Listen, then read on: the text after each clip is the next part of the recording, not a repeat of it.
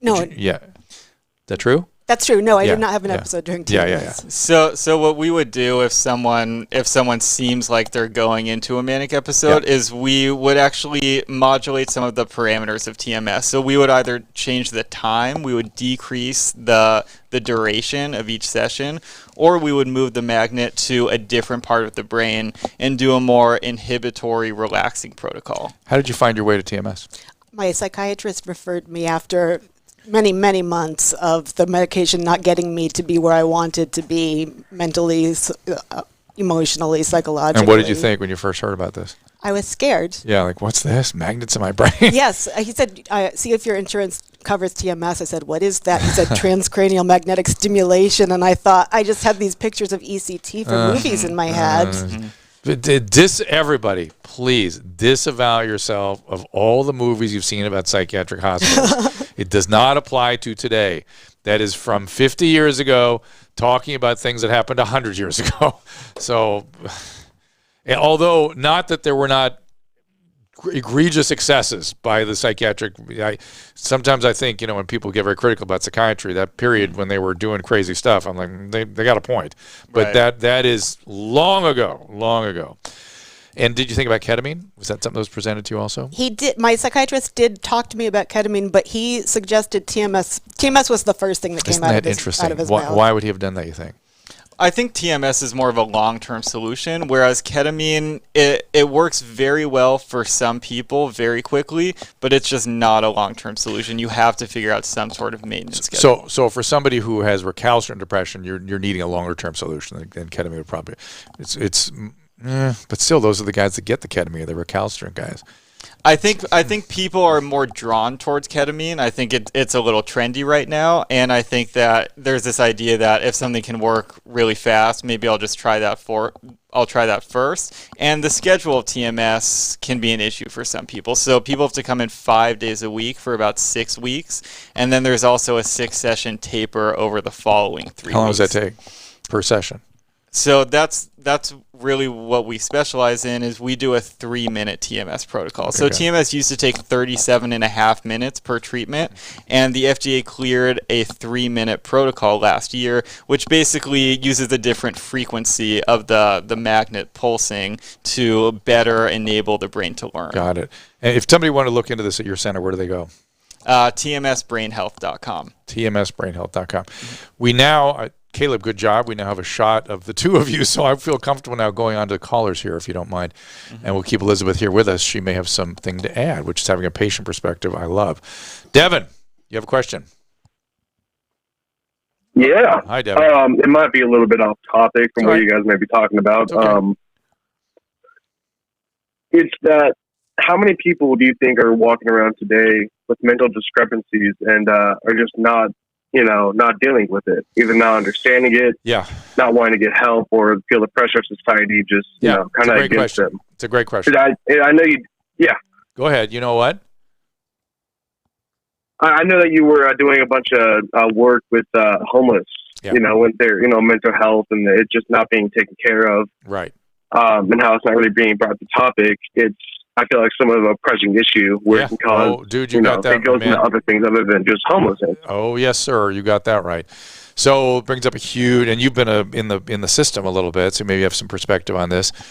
So 50% of us will get a diagnosable mental illness during our lifetime. Would that be about right? I think so, yes. And what percentage do you think have serious SMI, serious mental illness, which is... I don't know if Elizabeth would necessarily qualify for that, but we're really talking about people that are disabled by mental illness when you say serious mental illness. Well, I would need you to define that further. Yeah, I know. And people, let's put in, it's almost impossible to do properly. I'm going to say somewhere in the 10 to 20% range, depending how you define it. Mm-hmm. Yeah, I know that one of the reasons the National Institute of Mental Health was set up is the Army did a study on military recruits, and they couldn't understand why 30% of their recruits couldn't go into battle, and they found out that 30% had neurologic, cognitive, or psychiatric disturbances that disqualified them from being in the Army, and that they were taking everybody back then. Right. So that gives you a sense of the kind of data that's out there. What do you think about the system? Is it responsive to patients' needs? Oh, I think that this country is horrible on mental health. I think too. we can all agree on that. Well, I don't know that we can all agree. I mean, when The three of us. The three of us can agree on that.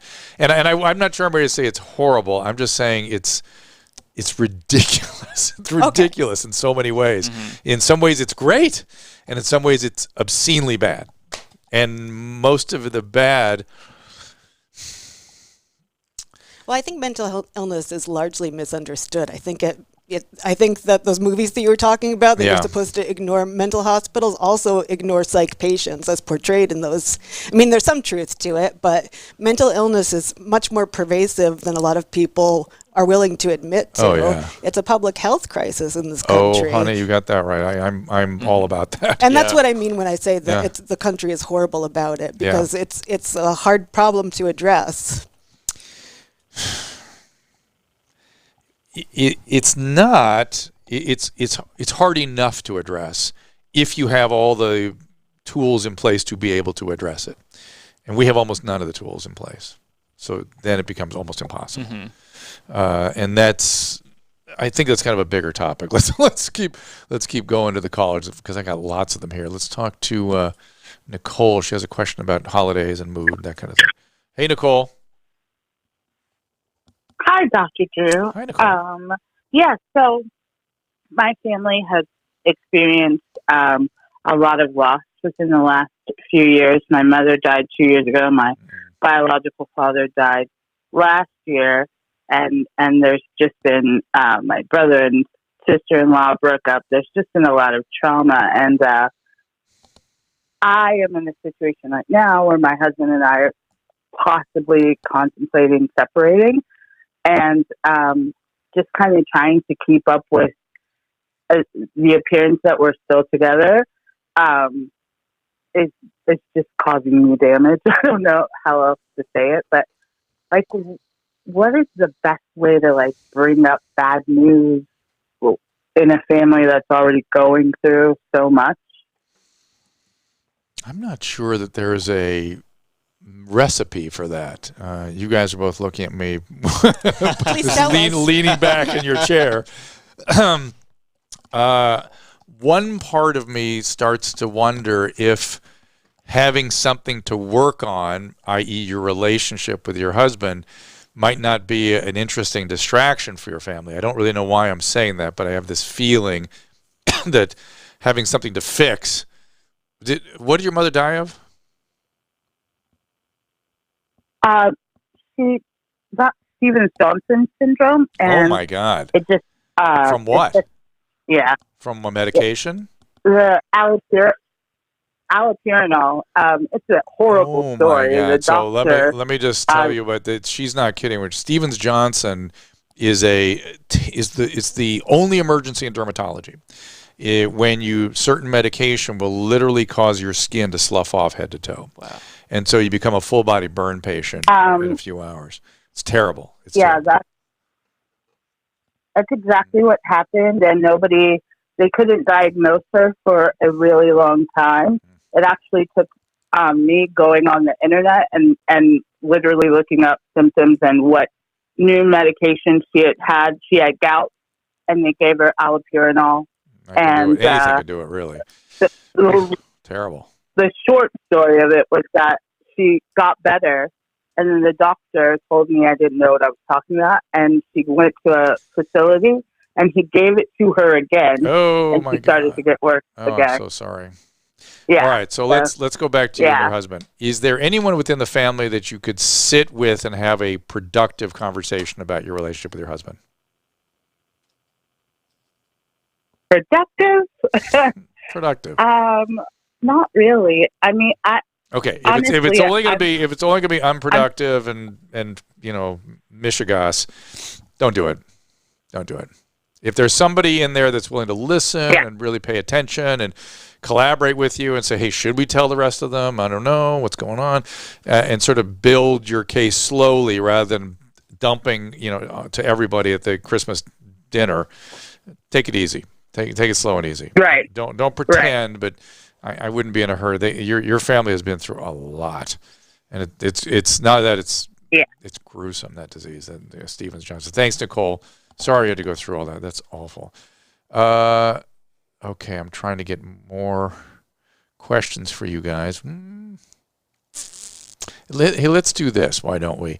Why don't you guys switch places and headsets? And I'm going to bring in Dr. Gary Donovitz. Can we do that, Caleb? Because it's another variation on the theme here. Gary Donovitz is the BioTEmedical.com is where you can find his materials. He's been here before. He's interested in hormone replacement therapy and particularly bioidentical pellets. We had previously discussed how hormones can be used to treat menopausal symptoms in women. Go ahead and switch spots. And we are a recent study focused on veterans with opioid addiction, PTSD, and depression. So I thought it might be interesting to bring Dr. Donovitz in here to talk about his experience with hormone replacement therapies of various type, actually. There you are. Look at you. Hi, Gary.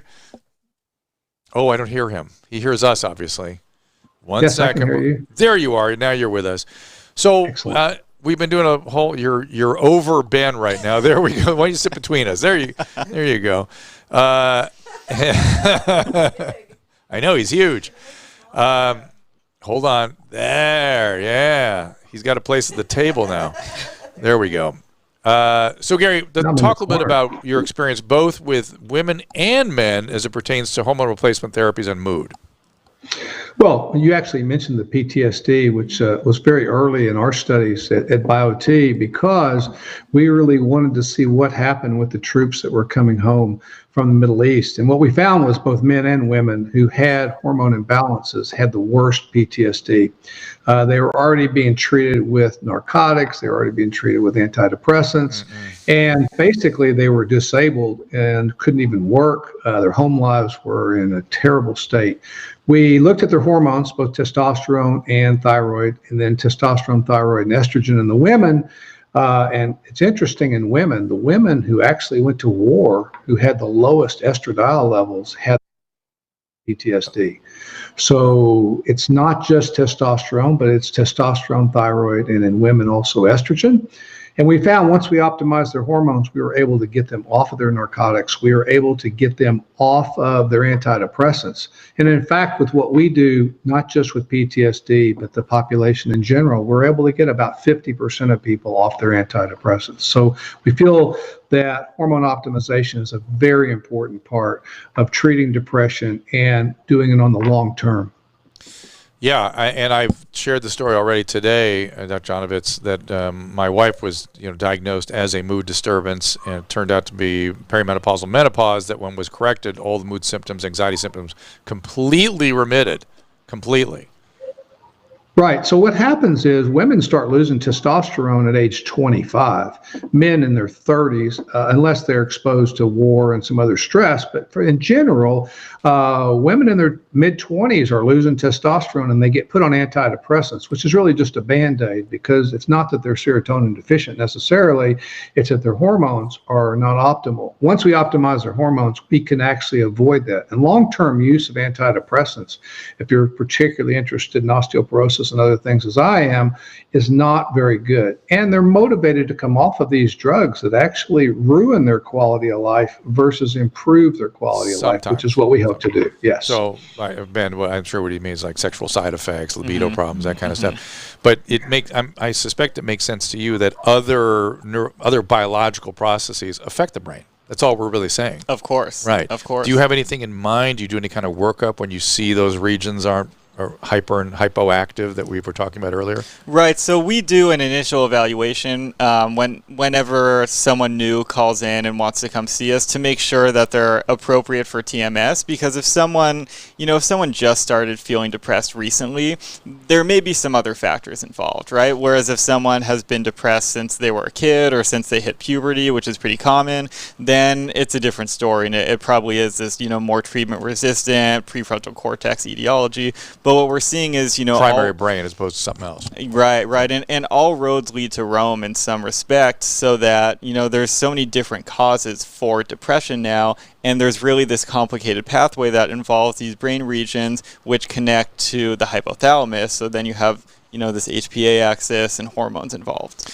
Yeah, I can't tell you how frequently when I was doing medical evaluations of psychiatric patients, I would find a major medical issue. People would come in with major depression, and what I would find was cancer, heart disease, something that was new going on that was precipitating the depression. Right. That's why in my world, I just always tell people, get a complete, if you're having new psychiatric symptoms, get a complete medical evaluation. Or in older folks, cerebral vascular disease, all kinds of, I've even seen tumors and things show up as depression or other psychiatric symptoms, to be fair. And Dr. Donovitz, how about the controversy recently? There was a lot of sort of press about pellets and bioidentical hormones. What did you make of all that? Well, there's been a lot of press. It's a couple of things that are out there that are very interesting, and I think also are going to affect another, and just like WI did, which is what we talked about last time. There's an attack really on bioidentical hormones, mostly by big pharmaceutical companies. We had an international consensus group of doctors who use testosterone in women published in a peer-reviewed journal, and that came out. But there was another consensus group that also got published in the Journal of Clinical Endocrinology a couple months ago, and these people don't even use testosterone and basically said it should only be used in women who have hypoactive sexual dysphoric disorder, which is a little bit weird because with testosterone, we can completely prevent osteoporosis. With testosterone, we can actually reduce breast cancer. With testosterone, we can reduce cardiovascular disease, and we can reduce Alzheimer's. I would think that people, particularly women, would be interested in those long-term diseases as well as the short-term benefits of fatigue and sleep and weight loss and improved brain function and improved moods and reduced depression. So to have a group take away the medication or the hormone that is actually beneficial to them is going to be the same thing we saw in 2002, where there was an attack on hormones. What I was thinking. It's exactly what I was thinking about. It's so familiar, right? We both went through that. We're talking about the Women's Health Initiative, which was this gigantic study. There was the assumptions and the population they were studying were all flawed. Studies concluded a bunch of things that made us all have to take people off hormone replacement therapies. We were told we were witch doctors if we didn't comply with this landmark study. It didn't fit any of our clinical experiences. We were all wondering something's wrong, something didn't seem right. Well, the study was deeply flawed, and we've had to go completely in a different direction. Dr. Donovitz, maybe you want to address that. Yeah, so the problem was after that, 80% of women came off their hormones or their practitioners quit prescribing it. Either way, tens of thousands of people died because they didn't get their hormones. And we did lose a whole generation of women. I don't really want to do that again because the number one killer for women is cardiovascular disease, and both testosterone and estrogen, particularly estrogen early on, but then testosterone later. It's actually protective to the heart. And you guys are talking about depression and mood today. Women who are depressed aren't near as happy, obviously, as they would be if we could get rid of the depression. They don't function as well at home or in the workplace. And now we have a way, and I've just finished a study, 10-year study, 8,000 women with a 70% reduction in breast cancer. We can't afford to lose this generation of women by a group of people whose only interest is big pharma and the money that they support them with. And that's really the bottom line, Dr. Drew. Well, it may be, or it may just be fear, and I get it. People that are, academic medicine is very conservative, and to come up with a novel idea, novel approach, takes decades to mill through academic medicine. And, the reason I'm an enthusiast of what you have to offer is I've seen it over and over again clinically, and it's not for everybody, but I've seen the benefits in people that have been mishandled, misdiagnosed, including my own household. Maybe that biases me a little bit. And I have not seen any evidence of long-term adverse effects. So it's been around for 80 years. So we do have 80 years of data. It's used in 5 continents. So I feel like it's not a novel new therapy, but a therapy that's having a resurgence. And it makes sense too, because the receptors in the body have already seen testosterone, they've already seen estradiol, they've already seen natural thyroid hormone, and it makes sense that they would do better with bioidentical hormones than the synthetic product for which they've never seen. And the side effects are going to be greater, just like you saw in WHI, but the side effects of bioidenticals are clearly less. Well, thanks for dropping in on us. Where can people find you? They go biotmedical.com. And you can find out if you're a candidate. We actually have a great questionnaire for both men and women, and we're happy to help anybody. All right. Thank you much, Dr. Donovitz. Appreciate it. Thanks very much. All right. So that's one of the things about everything becoming so specialized, I guess. That we have to be careful we don't become a hammer and a nail. We're a hammer, the whole world's a nail. You know what I'm saying? Mm-hmm.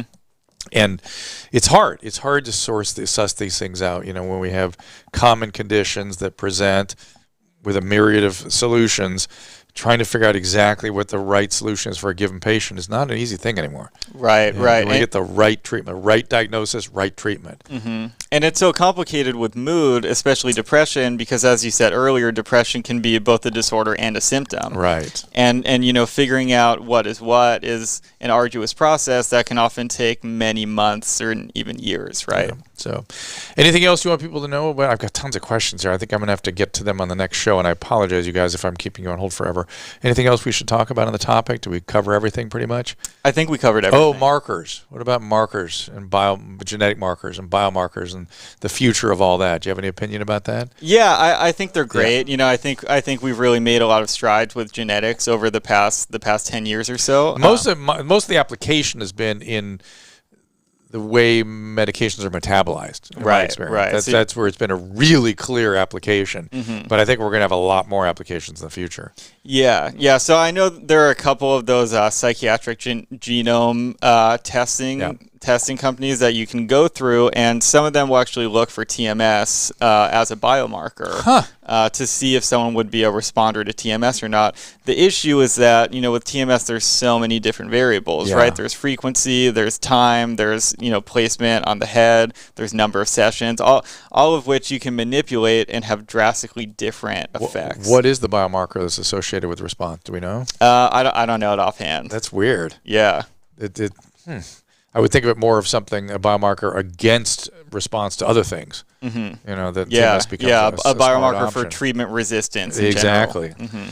Elizabeth, have we covered everything to your satisfaction? I had one thing to add. Please, go right ahead. That TMS with Ben completely knocked out my anxiety. I didn't get to brag about my terrible, terrible anxiety earlier, but it was crippling. I'm joking now, but it was not funny. Yeah, and that's an interesting, the relationship between anxiety and depression is always interested me. Mm-hmm. As somebody who had panic attacks when I was depressed. Yeah. And then because my panic attacks were so poorly managed, I developed generalized anxiety over time, which became severe, and my mood was still bad, but I didn't know it. Did you know? Could you tell the difference between the anxiety and the mood? I could. Yeah, they're two terrible flavors, two distinctly terrible different flavors. Yeah. And so in your case, there's sort of two common sort of variants. One is the anxiety makes you depressed. The other is the depression amplifies or creates the anxiety. I'm sorry. Can you repeat that? Some people get depressed because of their anxiety. Other people, the anxiety